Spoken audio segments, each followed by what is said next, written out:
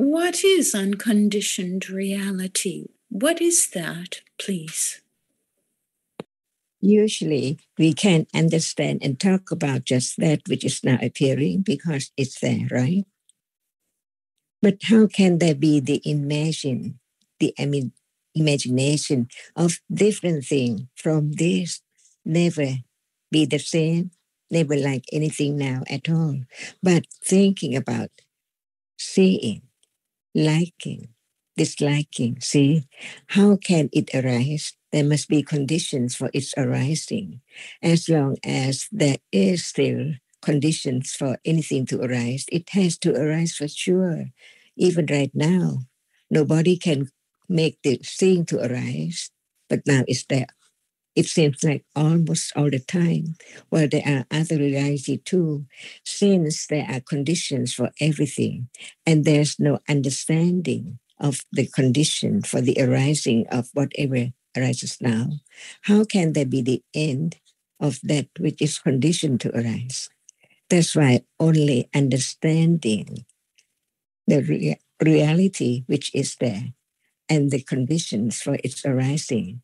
And there are means or ways to understand the truth of the conditions until it can let go that which condition what is there now, not to arise again. When there's no condition for anything to arise, nothing can arise. Is it possible? So another word for nibbana is the end of attachment, loba, clinging, which there are conditions for clinging to arise on and on and on, non-stop, from moment to moment, after seeing, hearing, condition, and thinking, and so on.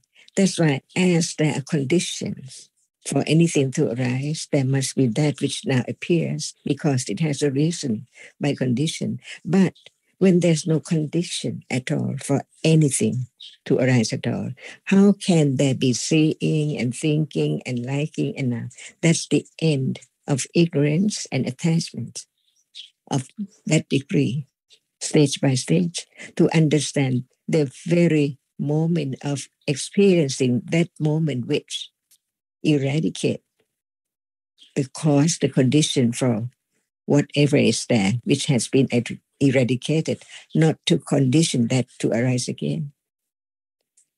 We don't have to call it what, we don't have to name it, but is it possible?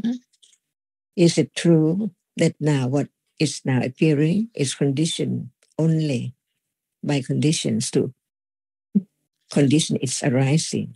But when there's no condition, how can there be that which now appears? Impossible. No seeing, no thinking, and so on. But in the beginning, the first stage of enlightenment is the understanding of what is there now as not self, and understand more about the conditions for that reality to arise until there is the moment of letting go as daily life, whatever is there.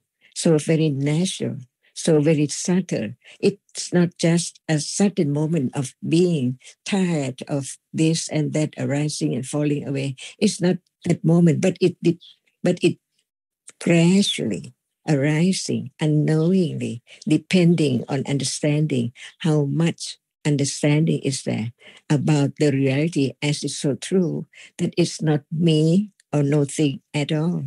Little by little, this is the way to let go the clinging and taking that for something, because the truth is directly experienced until it appears as it is, stage by stage, and until the moment of ending the condition for wrong understanding and the cling to that understanding has been completely eradicated.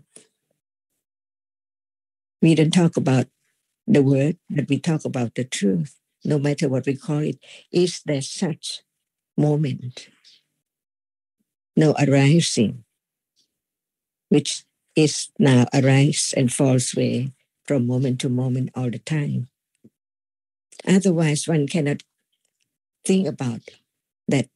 Is this possible for what is there arising to stop? It's arising no more.